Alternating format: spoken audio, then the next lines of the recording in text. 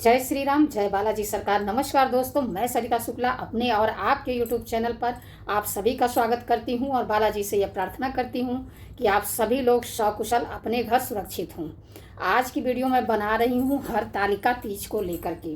Video शुरू करने से पहले सबसे पहले सभी बड़ों को सादर चरण स्पर्श, छोटों को शुभ आशीर्वाद और जो मेरी उम्र के हैं उनको प्रेम भरा नमस्कार। और बताइए कैसे हैं आप सभी लोग। आशा करती हूँ कि बालाजी की कृपा से अपने अपने घर में मज़े में ही होंगे।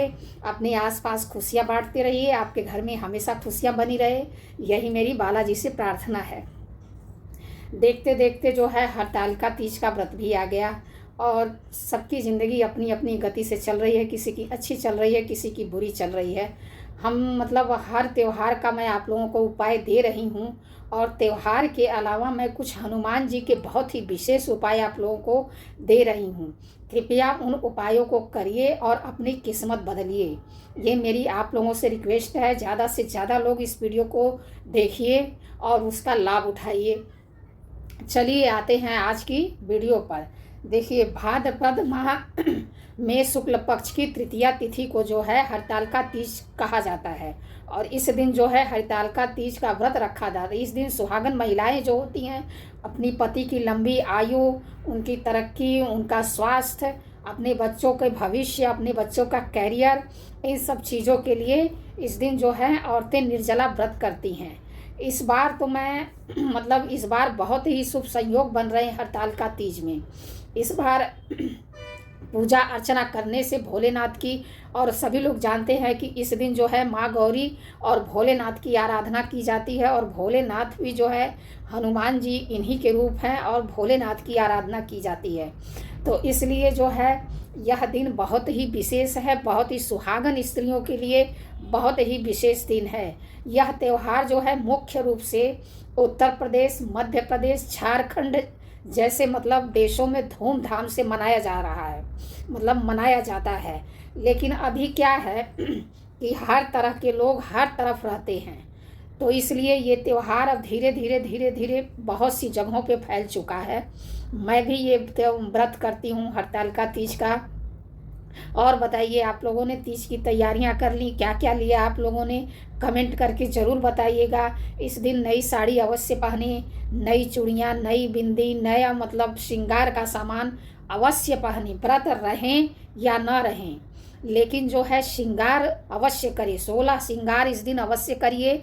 और अगर मान लीजिए आप अशुद्धि में हैं, भगवान की पूजा नहीं कर सकती हैं, तो कोई बात नहीं, लेकिन तैयार तो होइए, क्योंकि ये दिन जो है साल में एक बार आता है। किसी कारणवश कोई सूतक पातक की वजह से ये व्रत रह जाता है।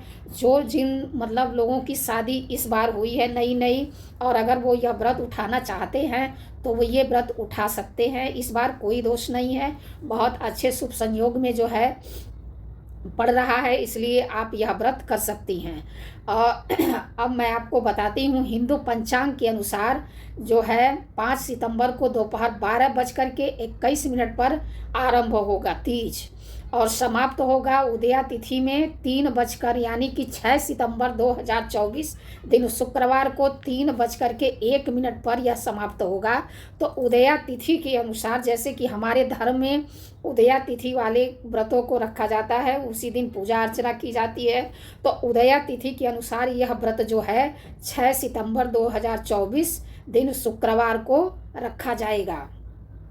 ठीक है, तो इस दिन जो है मंदिर भोलेनाथ की अवश्य जाइए, उनकी पूजा अर्चना अवश्य करिए, भोलेनाथ का जलाभिषेक अवश्य करिए। माँ गौरी को जो है 16 श्रृंगार की चीज़ें इस दिन अवश्य चढ़ाइए। देखिए, अगर आप धन की कामना रखती हैं और आप चाहती हैं कि आपके घर में धन संपन्नता बनी रहे, आपका सुहाग अखंड बना रहे, तो इस दिन जो है माँ गौरी को 16 श्रृंगार की वस्तुएं अवश्य चढ़ाइए। एक दर्पण अवश्य चढ़ाइए, माँ को सिंदूर लगाइए, उसके बाद माँ को दर्पण में उनका मुखड़ा दिखाइए। इससे माँ आपको इतना आशीर्वाद प्रदान करेंगी, इतना आशीर्वाद प्रदान करेंगी कि आपका सुहाग जो है अखंड रहेगा। और जिन लोग जो कुंवारी लड़कियां हैं, चाहती हैं व्रत करना, अपने मन चाहे वर को प्राप्त करना चाहती हैं, तो वो भी ये व्रत कर सकती हैं। उनके लिए क्या है, इस दिन जो है माँ गौरी को गुलाब का फूल चढ़ाइए और गुलाल ले लीजिए, थोड़े से गुलाल गुलाल माँ गौरी को चढ़ाइए और गुलाब का फूल चढ़ाइए और इत्र की शीशी ले लीजिए। एक इत्र की शीशी माँ गौरी के पास चढ़ाइए और उनसे जो है अपने मनचाहे वर प्राप्ति की कामना करिए। आप जिसको चाहती हैं उससे आपका विवाह जो है अवश्य होगा। इस दिन आपके मतलब ये सब पूजा पाठ व्रत सब कुछ करने से मनोवांछित फलों की प्राप्ति होती है। मतलब जो भी आप चाहें इस दिन आपको वो प्राप्त होता है। तो इसलिए इस दिन आप यह सब अवश्य करिए। जैसे कि मान लीजिए कि गरीबों को थोड़ा दान अवश्य करिए, किसी को भोजन करा सकते हैं तो भोजन अवश्य कराइए। शाम के टाइम सभी लोग जानते हैं कि प्रदोष काल में इस दिन जो है शाम के टाइम पूजा की जाती है।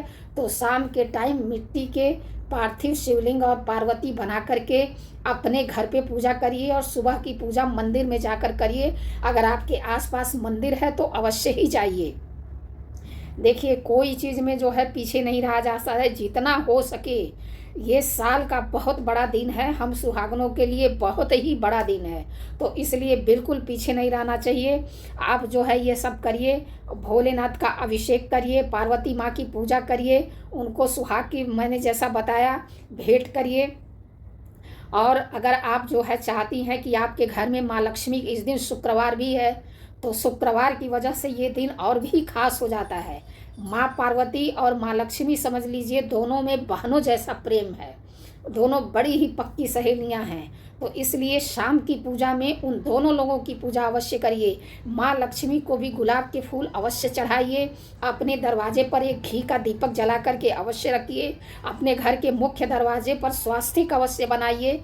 यह सब करिए, आपको जो है इसका लाभ अवश्य मिलेगा। और माता की कृपा, माँ गौरी की कृपा आपके ऊपर बनी रहेगी, आपके परिवार पर बनी रहेगी।